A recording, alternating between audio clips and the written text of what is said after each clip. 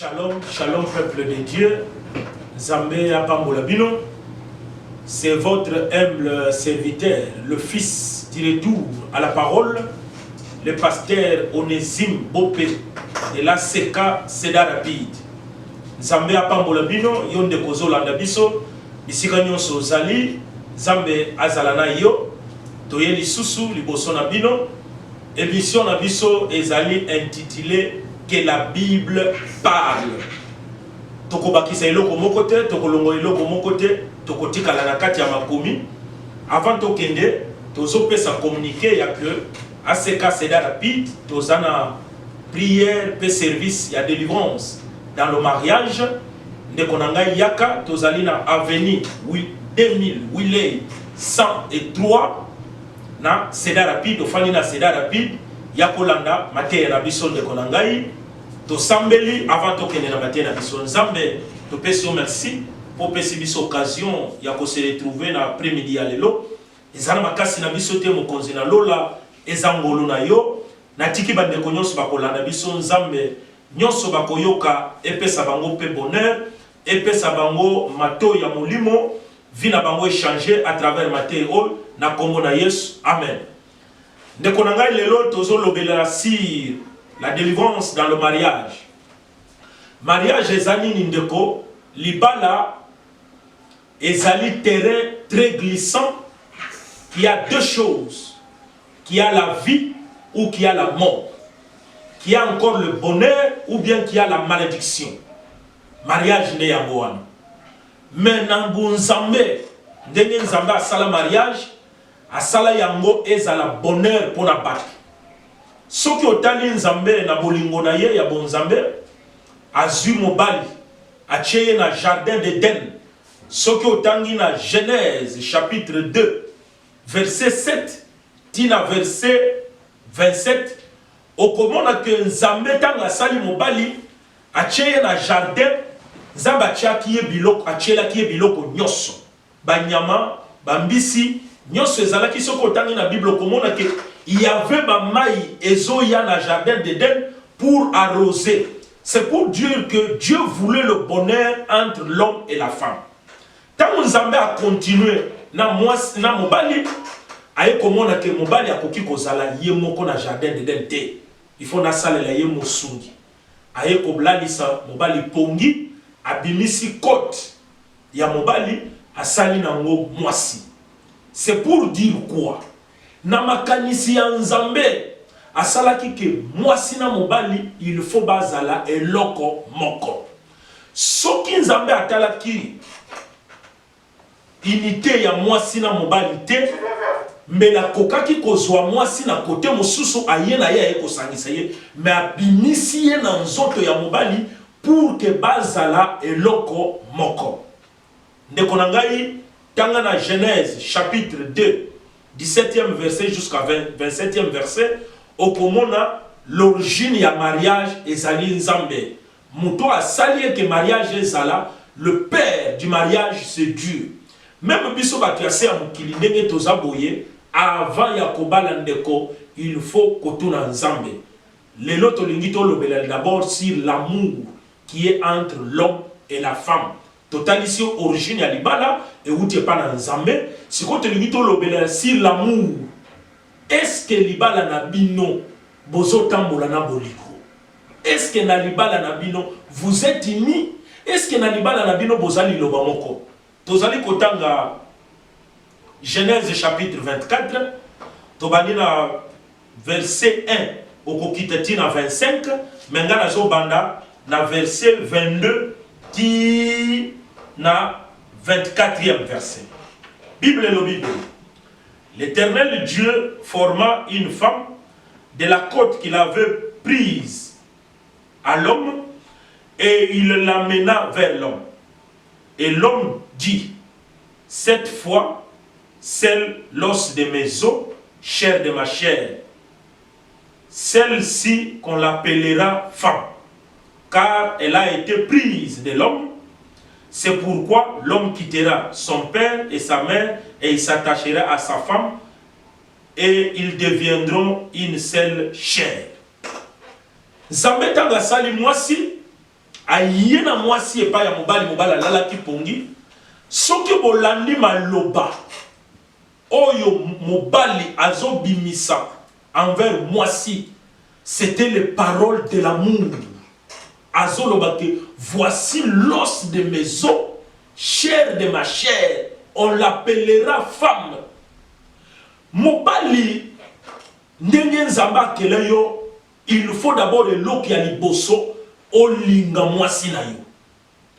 Quand l'homme aime sa femme, cette maison-là, est d'abord kokota, ezanda ya kimia.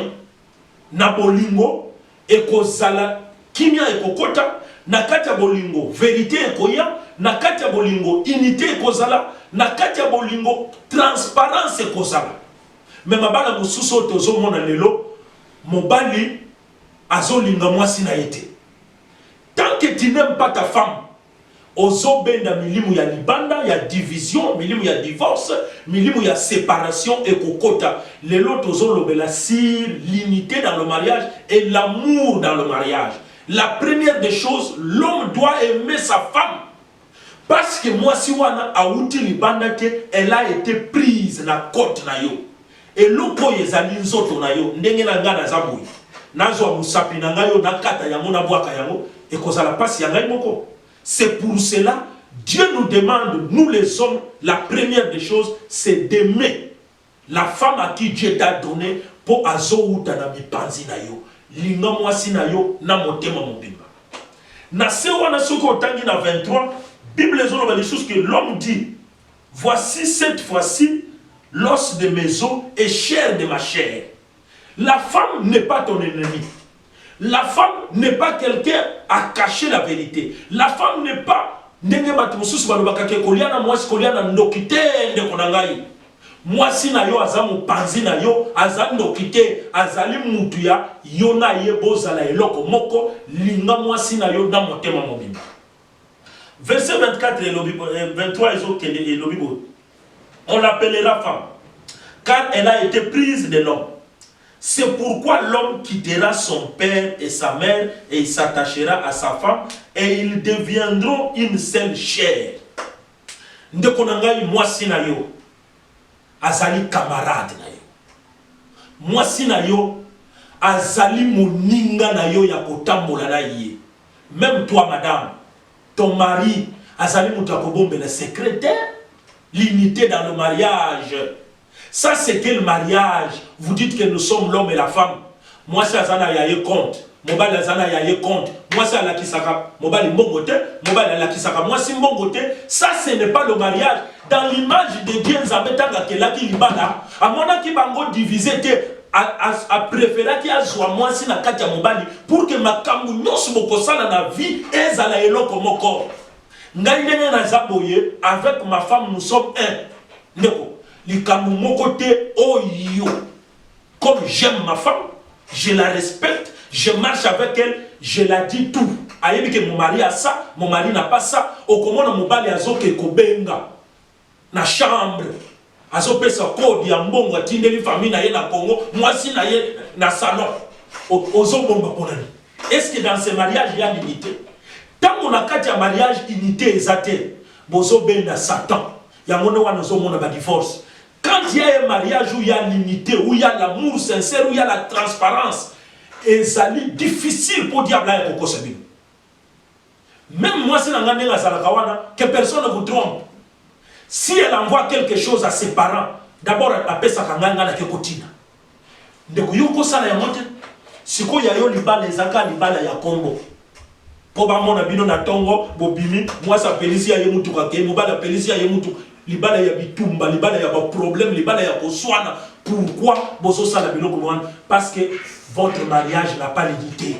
Parce qu'il n'y a pas l'amour dans votre mariage. Nzambe tanga salaki mwasi asali mobali atiaki bolingo kati na bango. Mobali azolo bake voici l'os de mes os, la chair de ma chair. L'homme est en train d'exprimer son amour envers sa femme.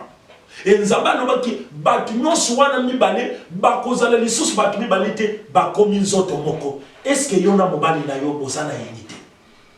Est-ce que yo na mobali na yo boza eloko moko? eloko moko bino boyebi ezali kaka tango bozo sangisa nzoto wana boza eloko moko mais na mbongo muto na mutaza na compte na ye na ba vérité mususu asombi na lupango mobala yebaka te mobala ezotonga mwasi ayebaka te o libana ya ndenge nini yo ndeko. La délivrance dans le mariage des thèmes na biso que la Bible parle Bible de muto ezoloba eza onisime te kende kotanga na Genèse chapitre 24 tanga du premier verset tina 25e verset okoyoka babiloko mais soko bandika na verset 22 tina verset 24 okoyoka ke Adam na Ève tango Adam amoni Ève azoloba ke voici l'os de mes os la chair de ma chair. L'homme azobimisa l'amour sincère qu'il a envers sa femme.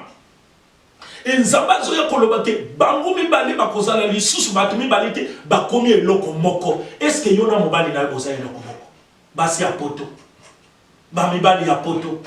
Akei asali musala apesa kata mwasi quantité. Ba mususu bazali awa mwasi apesa ka 55 apesi $350 mwasi apesi $350 ba futi ndako. Oyi est-ce que libalo unité ezali? Pona kofuta ndako il faut mwasi apesa mobali apesi basangisi na biloko ya kolia mawa. Ngai mutu nazote yo naza mutu ya biloko wana tende. Okozo ata exemple na ngai te. Ndeko na ngai. Yango wana ozomona libala ya boye bakomi na poto awa une année après bakabwana bazo kabwana pona ni parce qu'il n'y a pas l'amour parce qu'il n'y a pas l'unité na yeko senga unité kati na mabala ndeko soki libala na bino ezana unité bokobota bana mayele soki libala na bino ezana unité nzamba kotombola bino soki libala na bino ezana unité bokobota bana bilongi mibale te bozobota bilongi mibale pona ni parce qu'il n'y a pas l'unité dans le mariage le diable entre vous sépare ndeko na ngai nazo senga na bino ezala ba fiancé ezala ba oyo basi babala est-ce que bozo lingana pona mbongo ou bien bolingani na bolingo ya solo est-ce que bozo lingana poke mobali wana azala mutuka ndeko na ngai ya mwasi est-ce que l'homme à qui bozo kende libala wana lingi yo frère mwasi bozo kende libala wana est-ce que alingi yo est-ce que boza eloko moko ndeko na ngai ya mwasi ndeko na ngai ya mobali dans le mariage biloko ya mobali ezalaka te biloko ya mwasi ezalaka te boza eloko moko tango bokomi nzoto moko na nzoto bokomi nzoto moko na makambo nyonso même dans le pensée même dans le raisonnement ndeko moko awa afandi azopesa ndeko na ye code mwasi ayeba te ngai yo natindeli bandeko na ngai mbongo mwasi na ngai ayeba te est-ce que c'est ça l'unité nazosenga na yo service na biso ici la délivrance dans le mariage le lot lobeli d'abord sur le point de l'amour et l'unité dans le mariage bozala bomoko soki mariage na bino ezana bomoko nzamba ko pambola bino soki mariage na bino ezana bomoko nzamba ko kende na bino musika soki na mariage na bino ya la transparence nzamba ko bando ko fula bino ko bando ko pambola bino soki bozala diviser ndeko na ngai na division na bino eloko moko ko sala mate pona silisa na person de exemple ndeko moko akamati $10,000 atindi basombola ye le pango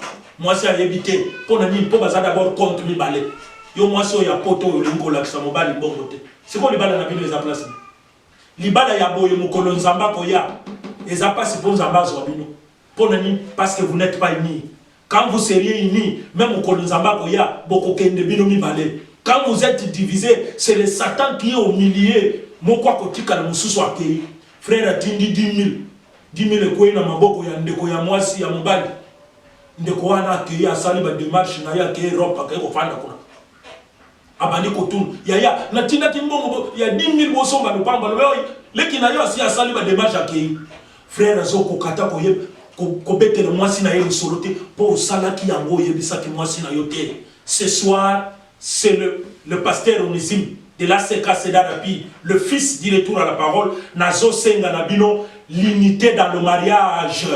Ndeko na ngai linga mwasi na yo, mwasi zala linga mobali na yo, bozala eloko moko, transparence dans le mariage, l'unité dans le mariage, l'amour dans le mariage, nenzamba ko pambola bino, libalo eza divisé, eza libalo eza voué à l'échec, yango nozo mona ba problème eza ebele na kati ya babala. soko zalaka na ba pratique wana obombelaka mobali na yo mbongo obombelaka mwasi na yo mbongo bolongo la biloko wana tanga na Genèse chapitre 24 verset 22 tina na 24 okomona ete nzambe azosenga mwasi na mobali bazala eloko moko pe batambola dans l'amour nde nzambe akopambola bango. Zwa exemple ya Sarah na Abraham ndeko Abraham alingi Sarah ya moyente Sarah 90 ans azokoko kobotete Abraham aboya ki Sarah teke po Sarah azobotete bazalaki eloko moko même tanga yambaki bato po balia bamela mai Sarah ke kosalela bango moyo comme Sarah avec son mari ils étaient unis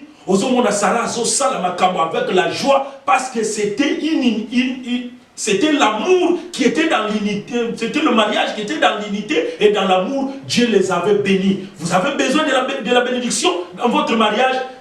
Marchez dans l'amour, marchez dans l'unité, Dieu va vous bénir. C'était votre humble serviteur, le fils du retour à la parole de Dieu. Pour nous ça, nous émission Nabiso Ezali intitulée Que la Bible parle. Ou Ezali présenté par votre humble serviteur, le fils du retour à la parole, pasteur Onésime Bopé de la CK Seda Rapide. Banda kolanda émission Nabiso Que la Bible parle na chaîne Oya Irivian TV. Ndekonanga isoki ozali na ba remarque, nous sommes dispo. Bino batu kolanda biso, tindela biso ba remarque na yo na chaîne Oyo ou bien oko benga biso na numéro ya 319 333 667 51 de numéro nangai. Abonnez-vous massivement na chaîne Oyo pour na ba commentaire na bino. Adresse à l'église Ezali 2000 Wiley 103 na Seda Rapide Bisika ACK Seda Rapide Ezali ofani na Seda Rapide yaka maté na biso ezo concerner tout le monde tokoya kotanga ba commentaire na bino na émission ezoya Que la Bible parle. C'est ça notre émission présentée par votre humble serviteur, le fils du retour à la parole de Dieu, pasteur Onésime Bopé. Zamba Pamboula Bino, Bozala béni, que Dieu vous élève, que Dieu vous fasse de grandes choses au nom de Jésus. Amen.